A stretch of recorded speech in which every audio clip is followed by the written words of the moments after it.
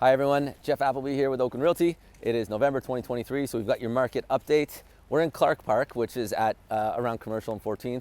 Beautiful park, nice old craftsman style homes. You got to check it out. It's a great place.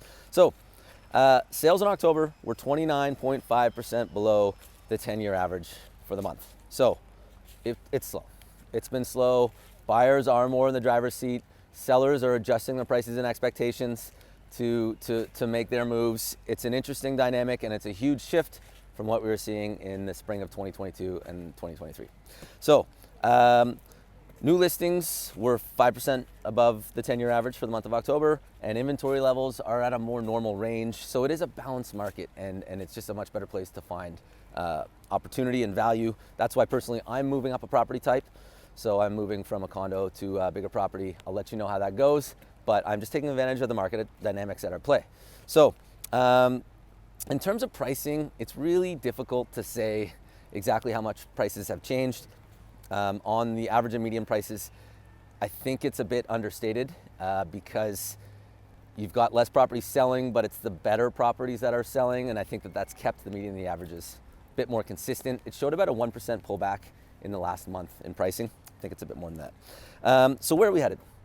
That's a question I get asked every time I'm out having a drink with friends on a Saturday night. People are asking me what's happening. So this all revolves around interest rates, inflation, and the Bank of Canada. So the Bank of Canada and the US Fed held their overnight lending rates flat at the last meetings that they had in the last couple of weeks.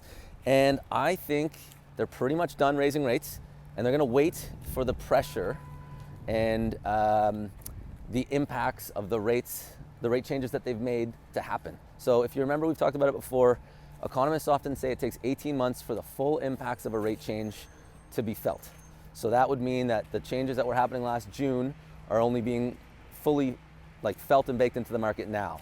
So there's a lot of nuance to that as well, but generally inflation is slowing. It's coming back, the inflation numbers are coming back down. The housing market is slowing, and we're entering a recession.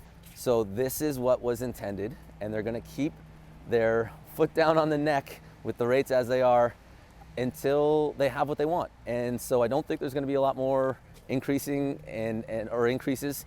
And now the market's generally saying probably mid next year until we see a drop. But on that note, some Canadian banks are offering lower 5-year fixed rates. The rates dropped last week. So I believe that the next 2 to 4 months are probably a bottoming pattern. And as confidence comes in and the banks start offering some of these lower 5-year fixed rates, it'll be like a few pieces of wood thrown on the fire. Things will slowly start to heat up again. These are all sort of slow moving changes, but we can see them happening in real time. So if you want more information on where the opportunities are, how to navigate this market, it is a great time to move up. I'm doing it myself. Get in touch. I would love to hear from you either way. Have a great day.